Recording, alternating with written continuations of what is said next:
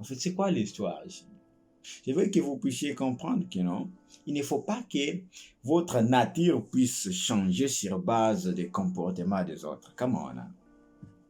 Il ne faut pas que vous puissiez changer ce que vous êtes sur base d'un malentendu. Alors aujourd'hui, je vous ramène dans l'histoire d'un jeune homme qui, sa nature était venir les gens en aide, aider sa famille, aider les animaux, aider ses amis. Parfois, il s'oubliait même ce qu'il était ou ce qu'il est. Eh bien, un jour, ils sont au village avec son ami. Il se dirige au champ. Vous savez, les villageois vont au champ tout le temps. Ils se dirigent au champ. En allant, eh bien, ils vont se rendre compte que non, il y a un serpent qui est bloqué quelque part, coincé, qui essayait de sortir de l'endroit où ça a été. Eh bien, les serpents, en voulant se libérer, le serpent s'est blessé. De plus en plus. Lui qui va regarder le serpent, il se dit, mais c'est une créature de Dieu, je ne peux quand même pas laisser cette créature périr. Son ami qui était là, qui avait un bon cœur aussi, mais son ami lui dit, mon ami, n'essaye même pas de faire ce que tu penses faire, parce que le serpent va te mordre. Alors lui qui regarde calmement, il ne dit rien à son ami et il va avancer. Il avance vers le serpent. Il prend ses mains, il attrape le serpent, il fait sortir le serpent. Alors, après un moment, il va relâcher le serpent. Eh bien, en relâchant le serpent va se tourner contre lui. Boum! Dans le serpent qui a mordu le monsieur en question. Bon, ils allaient au champ, bien sûr. Il va avancer avec cette blessure petit à petit, petit à petit, petit à petit. Ce même serpent qui était parti, en avançant, en allant plus loin, ils vont se rendre compte que le même serpent qui est bloqué encore quelque part. Vous voyez un peu? Le serpent qui est bloqué quelque part, lui, après avoir été mordu par le serpent, il va se diriger encore là où il y avait le serpent pour sauver encore le serpent de ce piège-là. Son ami qui lui dit, mais tu oublies que le serpent t'a blessé de l'autre côté. Qu'est-ce que tu veux faire encore? Tu vas mourir, le serpent va te mordre. Il est calme. Il avance là où il y a le serpent. Boum! Il retire encore le serpent. Le serpent qui va mordre encore le monsieur. Eh bien, puis après cette deuxième tentative, le monsieur va se tourner vers son ami. Il dit, écoute mon ami, il y a quelque chose que tu es en train de manquer. Peu importe la nature qu'a le serpent, que je suis conscient d'ailleurs, je connais que non, la nature des serpents, c'est mordre les autres, mais cela ne peut pas changer ma nature d'aider les autres. Ça, c'est l'ami qui va dire à l'autre. Peu importe la nature qu'a le serpent, mais cela ne peut pas changer ma nature d'aider les autres. Très intéressant. Alors, c'est quoi la morale de l'histoire? Dans le monde où nous vivons aujourd'hui, il y a beaucoup de serpents.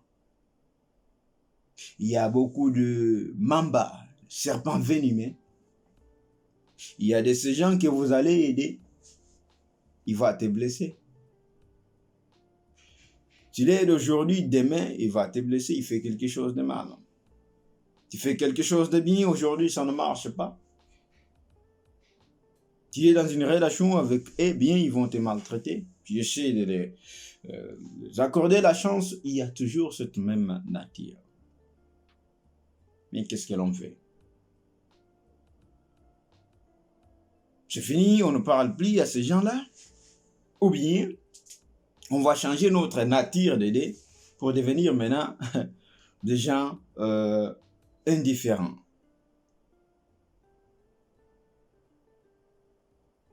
Point d'interrogation. Maintenant, il y a une histoire d'un roi aussi qui voit. Ça, c'est une définition de la grâce. Un roi à qui son fils a été tué par un messie. Le pauvre messie a été arrêté. On l'a jugé, on a tout fait. Le messie était prêt à mourir. On attendait que les rois puissent prononcer la parole pour les lapider. Voici le roi qui vient. Il va s'avancer, il part au cachot, là où il y avait les pauvres messieurs. Ça, c'est la définition de la grâce. Il avance là-bas, trouve les pauvres messieurs. La question que le roi a posée à ce pauvre jeune homme, il dit, qu'est-ce que mon fils a fait pour mériter cette mort que tu lui as offert? Il dit, le pauvre monsieur qui dit, oh roi, je suis désolé, c'est mon tempérament. J'étais juste jaloux de lui.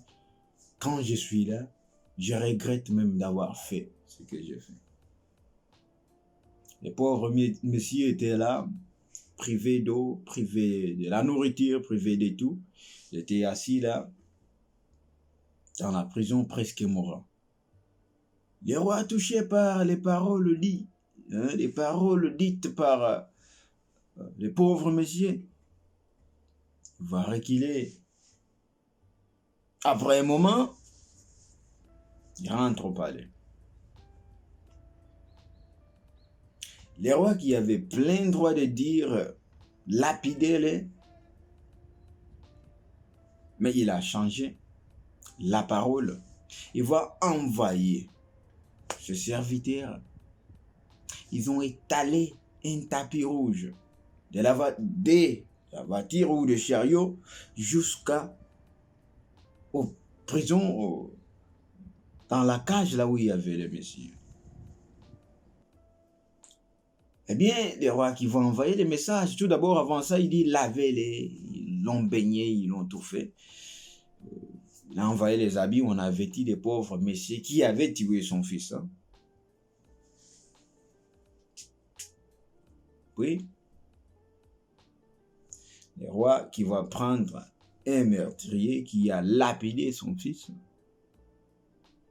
Par grâce, il dit, oh, jeune homme, viens mon fils. Alors, un monsieur qui a tué, il vient de la prison à être honoré d'une certaine manière. En fait, c'est quoi l'histoire ici? Je veux que vous puissiez comprendre que non, il ne faut pas que votre nature puisse changer sur base des comportements des autres. Comment on a? Il ne faut pas que vous puissiez changer ce que vous êtes sur base d'un malentendu quelque part. Il ne faut pas que vous puissiez changer parce que l'autre personne vous a fait ceci et cela, vous faites périr toute une lignée de gens. C'est pas ça, les amis. Il ne faut pas changer dans la vie parce qu'une personne vous a maltraité. Eh bien, il faut prendre quelques distances envers la personne, mais garder les comportements que vous avez si elle est bonne. Si vous êtes une personne qui, de sa nature, c'est aider les autres, il ne faut pas changer parce qu'une personne vous a minimisé ou vous a blessé, que vous devez maintenant changer votre nature, bien sûr. Parce que quand vous prenez le deuxième exemple que j'ai donné, ça typifie Jésus-Christ qui est notre ami, bien sûr. Après avoir crucifié son fils à la croix pour nos péchés. Qu'est-ce que nous faisons tout le temps? Nous sommes là, nous faisons n'importe quoi dehors, nous vivons, nous faisons ceci, nous commettons adultère, bien nous les tuons encore, de plus en plus. Mais c'est là, nos péchés ne changent pas la grâce dont Jésus-Christ, le Père, a pour nous. Vous voyez un peu ça? Ne laissez pas les comportements d'une mauvaise personne changer votre être. Ça, c'est la leçon. La leçon que vous devez d'ailleurs garder avec vous au cœur. Ne laissez pas votre comportement changer sur base de votre voisin, sur base d'un ex, sur base d'une personne qui était là. Et vous devez changer maintenant, maltraiter les autres parce que l'autre ne vous a pas bien traité quand elle était ou quand il était là. Non, c'est pas ça, les amis. Sachez ce que vous êtes, l'authenticité est importante. Alors, gardez ce message avec vous. Développez votre philosophie. Billy Azaria William. La suite au prochain numéro. Bisous à tous. Je vous aime bien.